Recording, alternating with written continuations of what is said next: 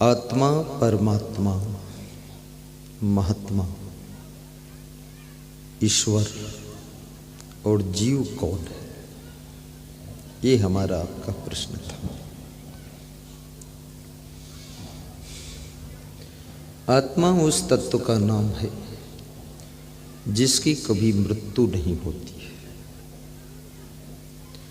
और जिसकी कभी मृत्यु नहीं होती है उसका कभी जन्म भी नहीं होता। इस विशेष बात को समझना। यदि तुम मरोगे नहीं तो जन्म भी नहीं लोगे। जो मरता है वही जन्मता है।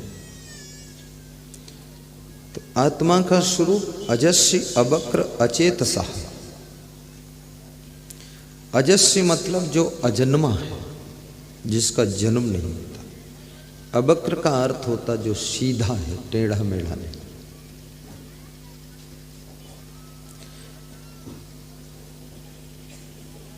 और चेतसा जिसमें चेतना है, यानी जिसमें जीवन है, जो जड़ नहीं है। जैसे आपका शरीर है, ये जड़ है। दो प्रकार की सृष्टि होती है, जड़ सृष्टि और जड़ चेतन सृष्टि। जैसे ये मकान खड़ा है, ये मकान जड़ सृष्टि है। और जड़ सृष्टि में भी दो प्रकार की सृष्टि होती है, नेचुरल और आर्टिफिशियल। नेचुरल माने प्राकृतिक, जैसे पहाड़, नदी, झरना, जंगल, बादल, ये नेचुरल है। नेचुरल मतलब जिसको आदमी नहीं बनाता है, जो प्रकृति स्वयं बनाती है। पहाड़ आपने बनाया कि प्रकृति ने? बादल आप बनाते हैं कि प्रकृति स्वयं बनाती? स्वयं बनाती। इसलिए वो नेचुरल कहते हैं। आर्टिफिशियल मतलब जिसको कोई बनाता है, प्राणी बनाता है, चाहे आदमी बनाए, चिड़िया बनाए, पशु बनाए। जैसे चिड़िया का घोंसला, ये आर्टिफिशियल। आर्टिफिशियल को हिंदी में कृत्रिम कहते हैं। जैसे मकान, घड़ी, चश्मा, चंदन तिलक, दान डिब्बा, साउंड, कैमरा, गिलास, ये सब आर्टिफिशियल है। ये चिड़िया का घोंसला, ये सब आर्टिफिशियल, उसको चिड़िया बनाती है। ये मकान तुम बनाते हो, घड़ी तुम बनाते हो। तो जड़ सृष्टि भी दो प्रकार की है। और चेतन सृष्टि, चेतन सृष्टि में चार खानियां हैं, अंडज, पिंडज, उष्मज और मनुष्य योनि। अंडज कहते हैं जो अंडे से पैदा होते हैं, और पिंडज कहते हैं जो पिंड से पैदा होते हैं। पिंड समझते हो? पिंड किसे कहते हैं?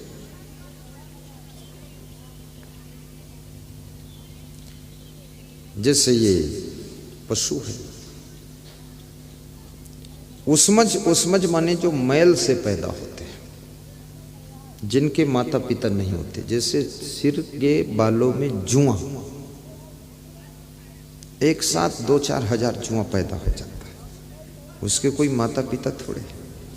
जैसे वर्षा ऋतु में गिंजाई एक साथ पैदा होती, ये सब उष्मज खानी है। ये मैल से पैदा हो।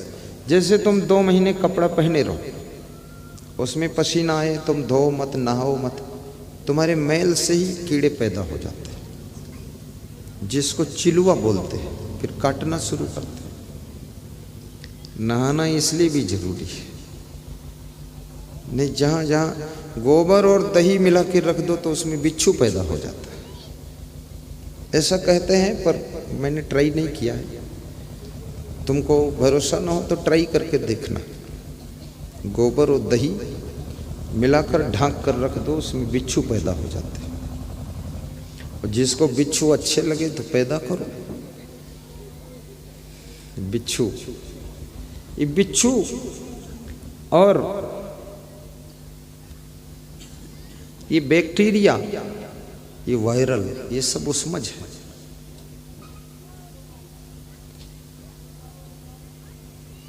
ये उसमज खानी है। और फिर एक है मनुष्य खानी, ये अलग है। अब ये चारों योनियों में मनुष्य योनि श्रेष्ठ है। मनुष्य योनि सर्वश्रेष्ठ है। इस योनि का कोई मुकाबला नहीं। और मनुष्य योनि कोई साधारण योनि नहीं है। और मनुष्य जैसा महान इस सृष्टि में दूसरा प्राणी नहीं। और मनुष्य धूर्त भी बहुत है, कि धूर्त प्राणी भी है। ये अगर संभल जाए तो इससे बड़ा कोई देवता नहीं, और इसका मन फिसल जाए तो इससे बड़ा कोई दानव नहीं। मनुष्य आपकी मदद करे तो आपको बहुत उन्नति की ओर ले जाएगा। यदि आपका नुकसान करे तो आपका हर तरह से सब काम बिगाड़ देगा। मनुष्य तरह तरह से नुकसान भी पहुंचाता है। और मनुष्य का मन लालची भी बहुत है। वो जहां रहता वहां संतुष्ट नहीं रहता है, वहां असंतुष्ट रहता है। दूर से दूसरों को देखता तो सोचता है इसमें ज्यादा सुख होगा, उधर ललचाता है। इसके अंदर लालच भी बहुत है। जो मिल गया है उसमें इसको खुशी और संतुष्टि नहीं है ना, और जो खो गया है उसके लिए बड़ी चिंता है, पश्चाताप है। और जो मिलने वाला नहीं है उसके लिए तो दिन रात ध्यान लगाता है ये कब मिलेगा। और जो दूसरों को मिला है उसको भी ये पाना चाहता है। ये बेईमान प्राणी भी बहुत है। दूसरों को जो मिल गया ना उसको भी घसोटना चाहता है। और इतना याद रखना, किसी जगह में, किसी मकान में, किसी के साथ में सुख नहीं होता है। सुख आपके मन की पवित्रता में और कर्मों की पवित्रता में ही होता है। आप अपने को संभाल लोगे तो आपको सुख मिलेगा। तुम गलत काम करते रहोगे। जो लड़कियां ज्यादा गलतियां करती हो मायके में भी पीटी जाती है। 2-4 थप्पड़ उसकी मम्मी लगाती है, चोटी नोचती है, तमाचा लगा देती है। उसका बाप भी 1-2 मुक्का लगा देता है। लेकिन उसकी प्रैक्टिस हो गई, इस तरह से मुक्का से सुधरने वाली नहीं। ससुराल में गई, वहां वही आदत है। ससुराल में जाकर के भी नरक बना दिया। और जो बेटी घर में नरक बनाती फिर ससुराल जाती है ना, तो उसकी माँ बहुत खुश होती है कि अब मेरा पिंड छूटा, अब झेलने तो इसके ससुराल वालों। कई लड़के नालायक हैं तो उनके बाप लोग उसको साधु बनाकर हमारे साथ भेज देते हैं। अब बाप बहुत खुश है और मन में सोचता गुरुदेव तुम झेलो, उल्लू आदमी भेजा हूं, देखो क्या करता है। यहाँ उपद्रवी भेज दिया है। कोई कोई सुधर भी जाते हैं और कोई कोई तो पूरा और बिगाड़ देते हैं। यहाँ भी बहुत दुष्ट है। आप साधु बनो, चाहे गृहस्थ बनो, चाहे ससुराल जाओ, चाहे मायके में रहो, चाहे बिजनेस करो, XYZ कोई भी कार्य करो, लेकिन इतना याद रखना अपनी जिंदगी में गौरव के साथ में, जहाँ तुम अच्छे ढंग से रहोगे वहीं तुम सबके प्यारे हो जाओगे और वहाँ विकास भी होगा और तुमको सुख भी मिलेगा। उदंडता करोगे, बदतमीजी करोगे तो कहीं गुजर होने वाली है। सबको गम भी खाना चाहिए। आदमी गलती करता है, अपनी गलती नहीं सोचता मैंने गलती किया तो मैं डांटा गया। आदमी ये सोचता हमको क्यों डांटा। अब ये भी तो सोचो मैंने गलती क्यों किया है। तुम गलती न करते तो उनको डांटना नहीं पड़ता। और यही गलती तुम जहां करोगे वहां तुम्हारा नरक बनेगा। करके देख लो, चाहे तुम 17 ससुराल बदल दो, चाहे 17 आश्रम बदल दो, चाहे 17 तुम घर बदल दो, चाहे जिले बदल दो, ये गलती जो यहाँ करके तुम गए हो दूसरी जगह, अगर तीसरी जगह करोगे तो वहाँ भी तुम्हारा वही हाल होगा। गलतियाँ बंद करो। गलतियाँ क्यों करते हो? कितनी लड़कियों को मायके में भी शांति नहीं और ससुराल में भी शांति नहीं। मायके में आएंगी तो भाभी से भिड़ जाएंगी, ससुराल जाएंगी तो सासू से भिड़ जाएंगी। उनको किसी न किसी से भिड़ना है, गम खाना ही नहीं। सासू सोचती है बींदड़ी आ रही है, बींदड़ी नहीं आ रही है, ऐसी आ रही कि नींदड़ी उड़ जाएगी तुम्हारी, तुम बींदड़ी लिए घूम रही।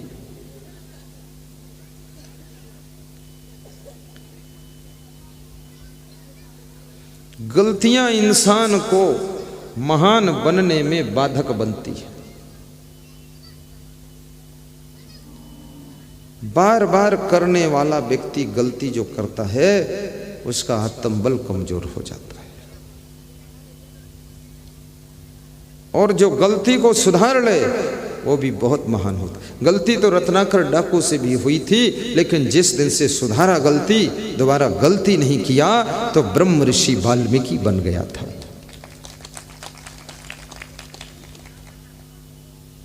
गलती सुधारना जरूरी है।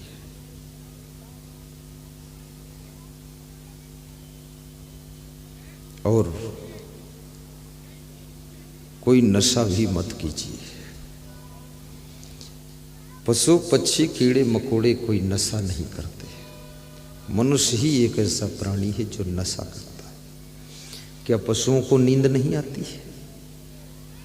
कितने बीड़ी पीने वाले कहते हैं कि बीड़ी ना पीऊं तो हमें लेटरिन नहीं होती है। अब मुझे हंसी आती है कि बचपन में तुम बीड़ी नहीं पीते थे तो लेटरिन होती थी। आज भी कम से कम 70% लोग बीड़ी नहीं पीते, लेटरिन होती है। पशु पक्षी कोई बीड़ी नहीं पीते, लेटरिन होती है। तुम्हारी लेटरिन कोई स्पेशल कंपनी की है जो बीड़ी पीने से निकलती है? बीड़ी का धुआं उसको ढकेल के निकालता है। कमाल है, वाह तुम्हारी लेटरिन, गजब की लेटरिन है।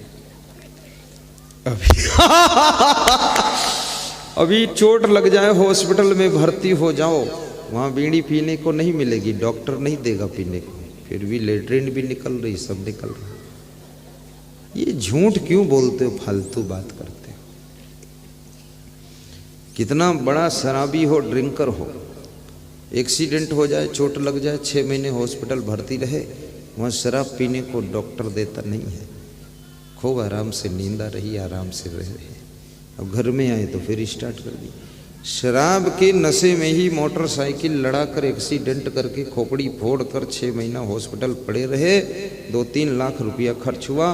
घर के लोग 6 महीना वहाँ ड्यूटी देते रहे, और ये मूर्ख 6 महीना दारू वहाँ नहीं पिया अस्पताल में, सब कुछ ठीक रहा इसका। अब घर आया, ठीक होकर के फिर दारू पीकर घूम रहा, बोलता दारू के बिना जी नहीं सकता। तो फिर जब एक्सीडेंट हुआ था तो और दारू पी लेते, हॉस्पिटल क्यों गए थे? दारू ही जिंदा रखती तेरे को। और फिर हॉस्पिटल में 6 महीना नहीं पिया, तब कैसे जिया? और वहां से आया, फिर अब नहीं पिएगा तो कैसे तू मर जाएगा? शराब बिल्कुल मत पियो। एक एक पैसा बचाइए और अपनी कमाई में कम से कम, शास्त्र कहते 10वां अंश दान पुण्य करना चाहिए। 10वां अंश ना कर सको तो 5वां अंश कर लो, 5वां ना कर सको तो दूसरा अंश कर लो। कुछ तो धर्म के लिए भी निकालो, क्योंकि धन कमाने में कहीं ना कहीं कुछ पाप भी हो जाता है। थोड़ा धर्म के लिए भी धन निकालना चाहिए। गरीबों कन्याओं का विवाह हो रहा है, उसमें कुछ दान दे दो। 200-300 लड़कियों का विवाह हो रहा है, 2-4 हज़ार दे दो, हो जाए विवाह। गरीब आदमी, लड़कियों का घर बस जाएगा। ऐसी जगहों पर भी देना चाहिए। और मैं निवेदन करूंगा, कभी आपके ससुराल वाले गरीब हों तो उनको भी मदद कर देना चाहिए।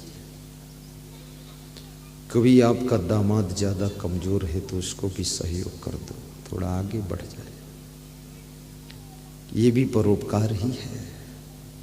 आपका भाई बहुत कमजोर है तो उसको कुछ हेल्प कर दो। बीड़ी सिगरेट दारू पीता है तो पैसे मत दो उसको, लेकिन कमरा बनाने के लिए ईंटा मंगा दो उसको।